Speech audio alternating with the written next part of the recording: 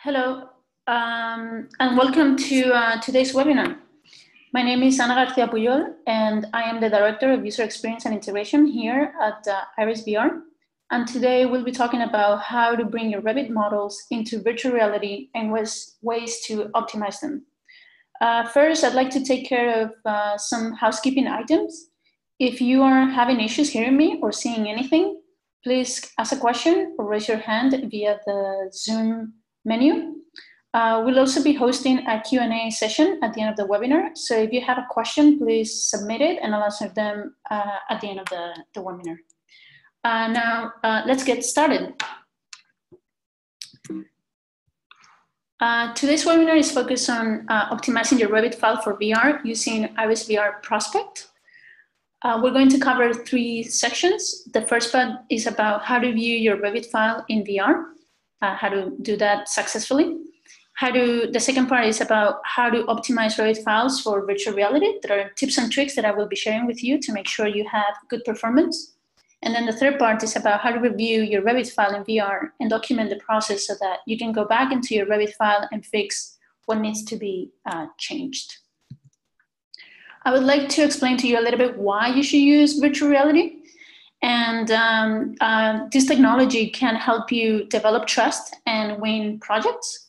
It can save time with faster approvals. It can also make the Q&A and QC process visual, intuitive, and easy. And it can communicate. It can help you communicate across teams and project stakeholders. So just to tell you a little bit about what Prospect is all about, Prospect is our desktop software, and it takes 3D files and converts them into VR experiences really fast so that you can do these reviews, presentations, and communication of the ideas in the projects. While in VR using Prospect, you can move freely through unbuilt spaces. You can make annotations, you can adjust layer visibility, curate a tour, do some daylight analysis, and some other features that I will be explaining you later. We have support for Revit 2014 through 2018. Revit 2018 support for it was added very recently. We also have support for SketchUp 8 through 2017, Rhino 5, 64-bit, the latest version of Grasshopper, and support also for OBJ and MTL files. So for you to get started with Prospect, you can go onto our website. That's irisvr.com/prospect. And you can start your 45-day free trial. You don't need to enter a credit card or anything. Just create an account with us, download Prospect, and you will get this little icon that you see on the top right. Now, something to keep in mind, it is possible that you're using Revit, you suddenly hear about this, you're all set up with your headset and everything, and then you double click on the Prospect setup. If you see this error on the screen, what you need to do is to close this dialog, make sure that you have Revit closed, and then try and install Prospect again. In that way, you'll be able to use Prospect on your computer and with Revit.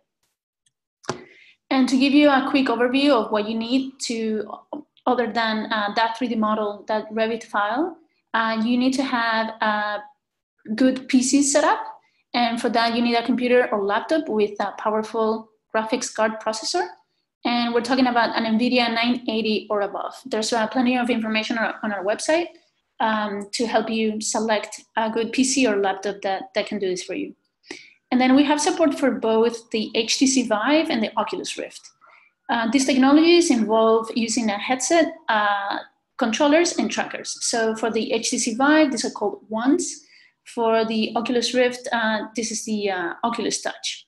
Now, people ask us often which one to choose. The HTC Vive is really good for room scale. The trackers must be attached to the walls or to some tripods.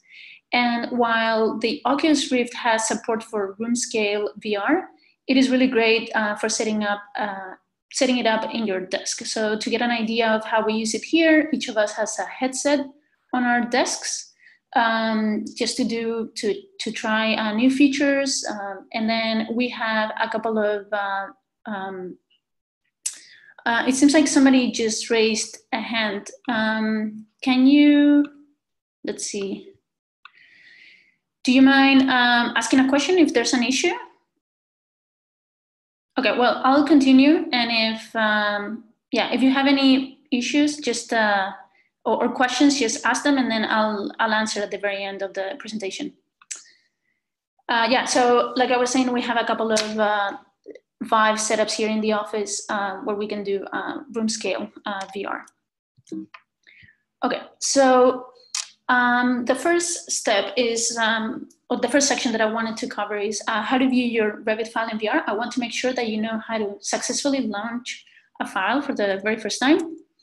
And here's an example of how this works. You can find our plugin under add-ins in your Revit file. You can select the view that you want to export. You click here on Start Processing, and then that 3D file becomes a scale model mode that you can navigate into and then see it in first person. I'm going to make sure that I walk you through the steps one by one. So I assume that you already have a Revit model since you're attending this webinar. So let's say that you have it here.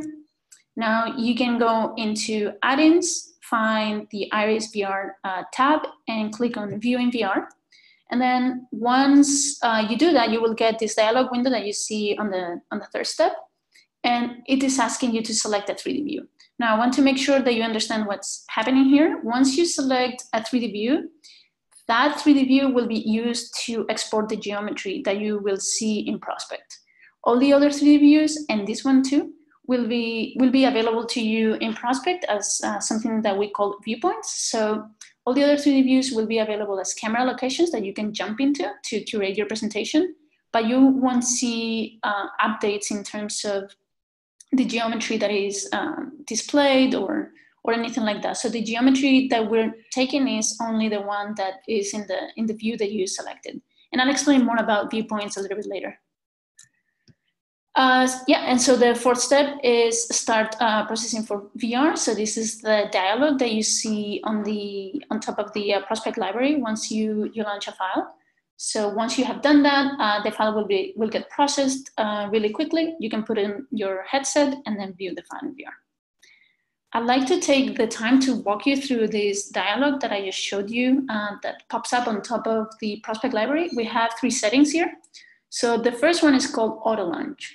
And it's pretty straightforward. Once you click on Start Processing for VR, if Auto Launch is on, it will automatically open the viewer to show you your file in VR. The second one is called Autosave. And with that one, if you set it to on, it will automatically save it to the library so that if you want to see that file later on, you don't have to go through the whole process of opening Revit, finding the plugin, clicking on it, and processing. So it will be ready and it will be a lot faster to review again. And the third one is called Apply Z-Fighting Reduction. Now, what I suggest is that you leave it off and check if you see any Z-Fighting while in VR, and if you do, then set it to on, and so our engine will adjust coplanar faces slightly and avoid rendering errors.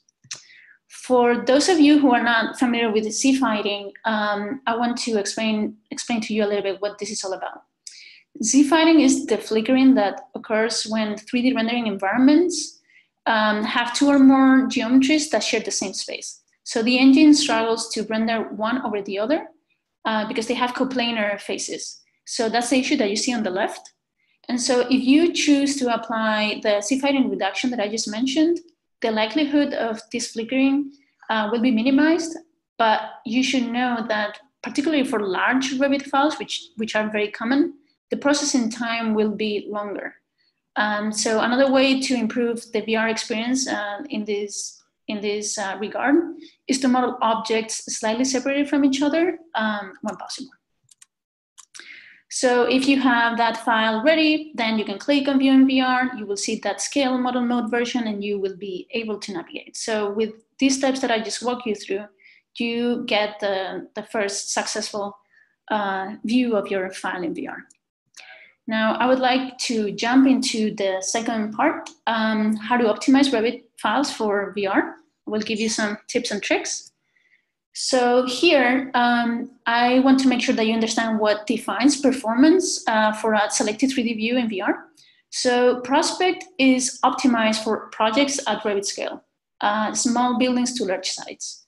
For those that stretch across tens of miles, such as highways, they will not likely perform well. And in general, less geometry is always better. And projects that have less than 50 million triangles will work well. But sometimes we've seen files with tons of, like many more triangles, and with really great hardware, there's a lot that you can get away with. What we're trying to achieve is 90 frames per second to make sure that you don't experience any motion sickness.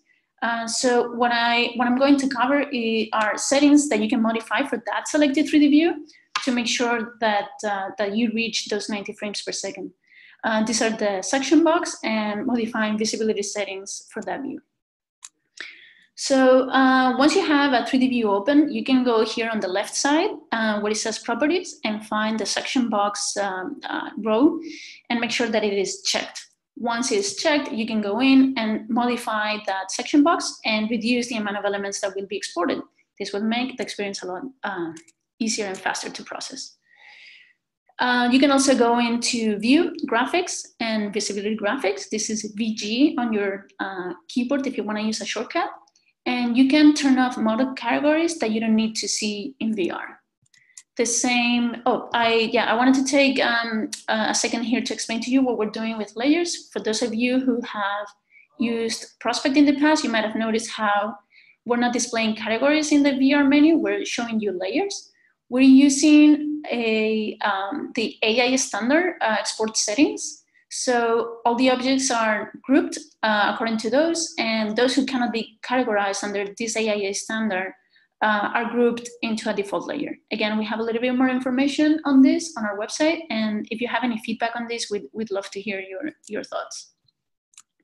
So in this dialog, you can also go to the Revit links, and again, disable any linked file that you don't need to see in VR that is not so relevant, because we have support for those, and so they will be exported. Okay, so sorry. And the same thing applies for work sets, right? So you can go here, select a work set, and choose to hide it. And I'll say in general, any object that you can hide, even individually in the 3D view, that's a good practice if you don't need to see it in VR. As for design options that you can find under Manage and Design Options, I want to make sure that you understand that right now we only have support for the primary or the selected design option. And if you want to see any of the other design options that you modeled, you will have to make it primary and then export it separately. Again, we have, in the library, you can save a file. So you can rename them and make sure that they have different names that allow you to see one and then the other. We'll have support for design options in the future though. And then going a little bit into how to make sure that you're gonna get, that you see is what you get. If you go into visual styles here in Revit and you select realistic, you will get a preview of what the materials will look like once you are in Prospect in VR. And you can also go here into Manage Settings and Materials and create a new material. Now I'll say, make sure that you name it with something meaningful to you. We have created a new Inspect Element tool that I will be showing in just a little bit. And in there, you will see that name. So make sure that it's something that makes sense to you and your team.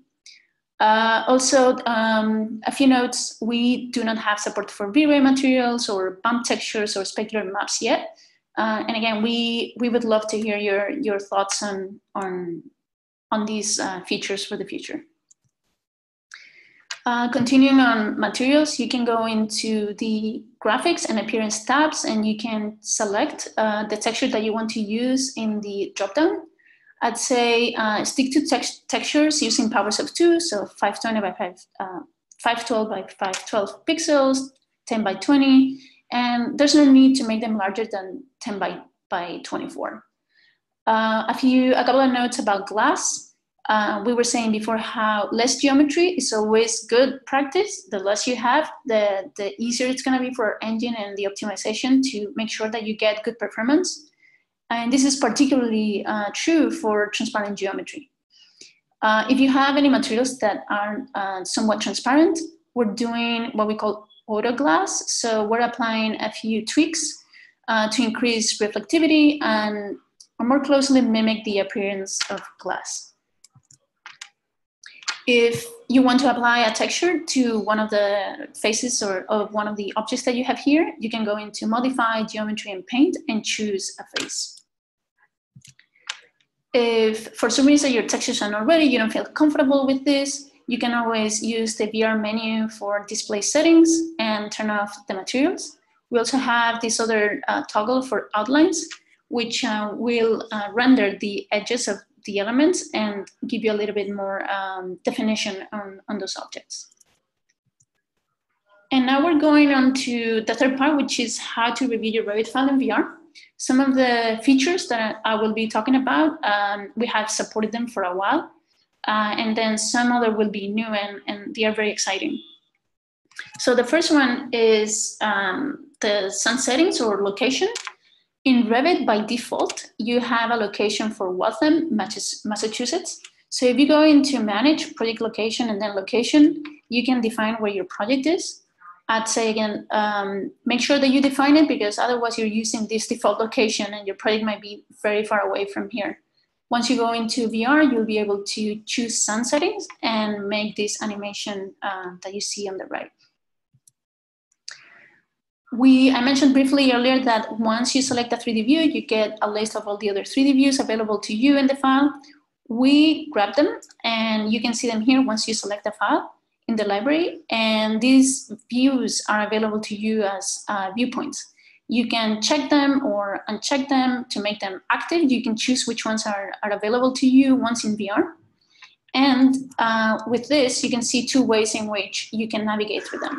So what's really neat about it is that if you chose 5 viewpoints, you can see on the left how if you gave the headset to a client and you use the keyboard, they would get like a little banner with the name of that viewpoint, so you can really walk them through those views. And then on the right, you can manually choose which viewpoints to go through, both in scale model mode and in first-person mode. So you can really curate that walkthrough of the Revit file while in VR. I wanted to show you some other features that we have. So we can rotate, scale, and move the project in scale model mode so that we can look around. We can also section it. On the right side, you can see how you can turn layers on and off. So the furniture can disappear. You can get a better sense of what the space is like. We have recently added the ability to measure objects. So you can see on the left side how he's selecting 2 points and he gets a readout of that measurement on the menu. And then on the right side, my colleague is drawing a few annotations. And on top of that, something that is going to be new in Prospect 1.7, which we're releasing this week, and we're happy to show you now, we're going to have different colors, as you see on the left side. And we're also going to add the ability to not only draw on the controller, but also to project on surfaces. This has been highly demanded. So again, we'd love to hear your feedback once this is out. And the part that we've started to work on is the design review process. So on the left side, you can see the inspect element and how it works. You can point at an object, you can see the layer that that object is in, and you can turn that off. That becomes very handy in projects, just to quickly understand where that object is without having to go to layers and remember where that object belonged. And then on the right side, you can see the beginning of that design review where you can select objects and mark them in red. This is important because many times you just want to make sure that you can communicate with others what needs to be fixed, reviewed, changed. So once you do that, you can take a screenshot with our camera tool, and then we're going to provide you with a template that will look something like this. You could document how or where this issue was found by using viewpoints. You can attach the screenshot, and then you can also say who made it, who it was assigned to, and some notes about that particular issue. And building on top of this, we have a few features coming soon. So for the inspect element and for Revit files, we're going to have the family names, the element names, the element IDs, and that goes along with layers and materials as we will be supporting with 1.7. BIM properties will come too later on. Again, if you have any thoughts on, particularly on BIM properties, reach out to us because we would love to hear your thoughts on this as we continue to develop these tools. And what we will be adding is an answer to this ongoing question. I go into VR, I see my file, I mark a bunch of objects up.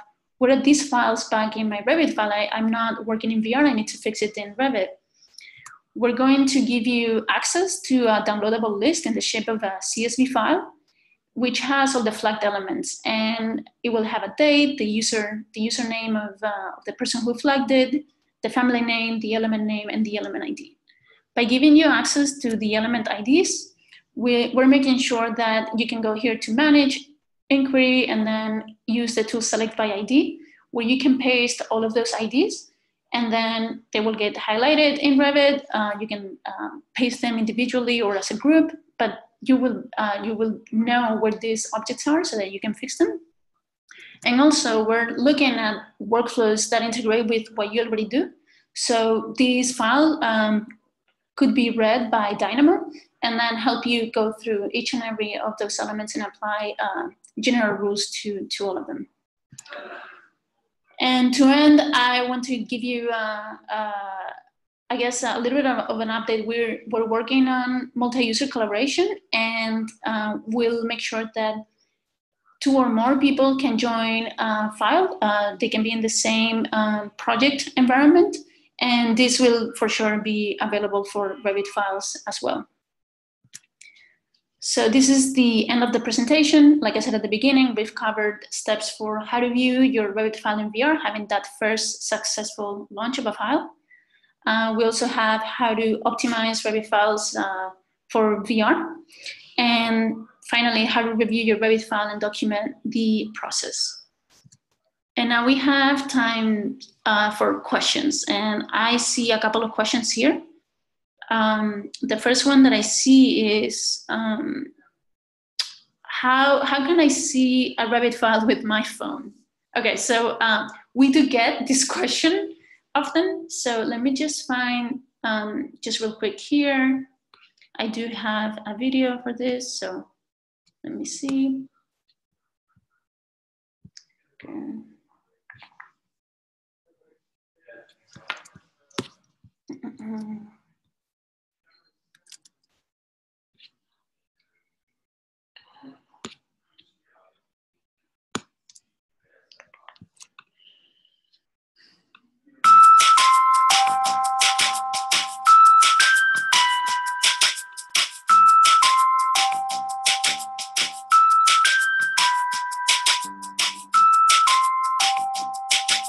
Okay, so let's say you are in a Revit file like this one. Let me see if I can stop the music. Just a second.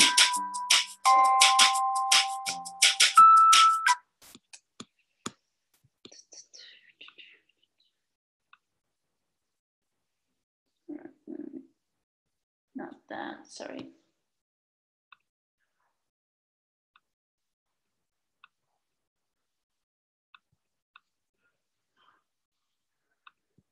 Okay, so I can't seem to figure out how to stop the music. I hope the sound is okay for everyone. Yeah, so with this, what you can do, you can take, I'm just gonna go back here, sorry. You can go into Prospect and choose the 360 capture. This is a toggle that we have added for the camera tool. So you can see here one of my colleagues going into the camera tool, choosing the 360 capture. So as you just saw, it took like a second to capture that 360. Then Scope is our mobile app. You can download it on your phone. You can go ahead and drag and drop that image into our library on the web. And once that has been uploaded, you can see that same image here in the 360 viewer that we have for the web.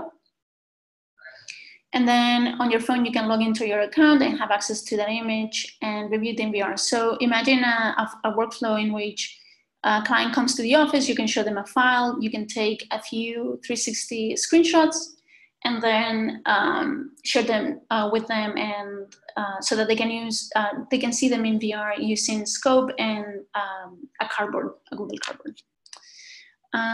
Okay, so I see more questions here. Somebody asks, autosave option, mentioned this will be faster to open. Does this mean when you initially opened with Revit, if the model has been updated since its initial open, later when you open through this using this, will the model still be updated? Is still connected to Revit model? Okay, so the answer is no. We don't have a live sync with Revit file. So what you will need to do is to export the file again. What we're making sure is that you can prepare a presentation in advance. So let's say that you're meeting tomorrow morning at 9, you can leave your file ready for that VR presentation the day before, and making sure that everything works so you don't have to go live through the whole process of opening the Revit file, finding the right view, so you can curate your presentation, select the viewpoints that you want to have available, and so on.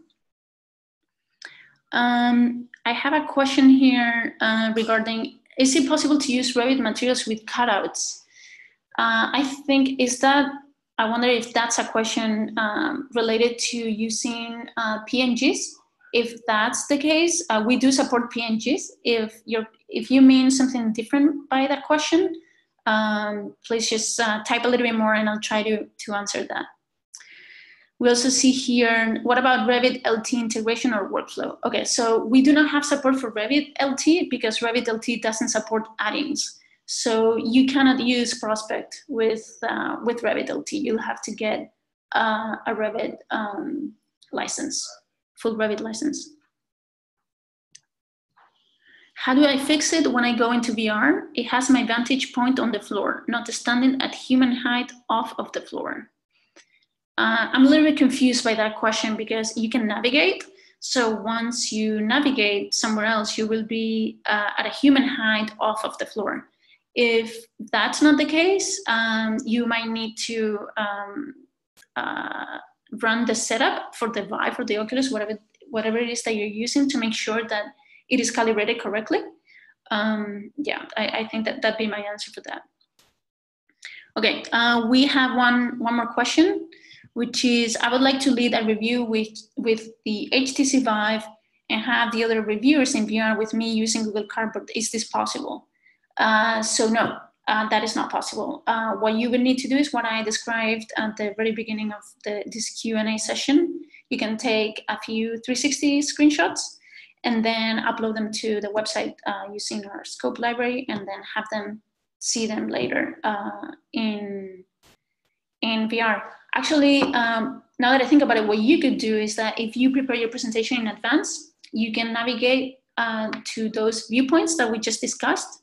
You can take those 360 images, and then once you're live in that presentation, you could hand them the cell phones with the Google Cardboard, right? You can share, we have the possibility to share a code and to have access to those panoramas.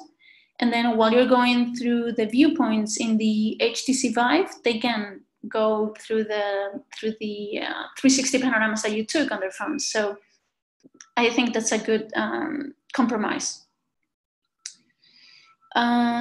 Okay, and then I'm seeing here a follow-up to the question about the Revit cutouts. Revit cutouts, as in creating something like a chain link fence where you can see through it in parts. Okay, so what I'm going to do about this question, if you want to send us an email, we have info@irisvr.com or support@irisvr.com, and you have a specific file or screenshot that you can share with us, that'd be great, because I'm not sure that I'm understanding your question. I think that this is all I have. Does anyone else have any other questions regarding Revit, Prospect, or the hardware?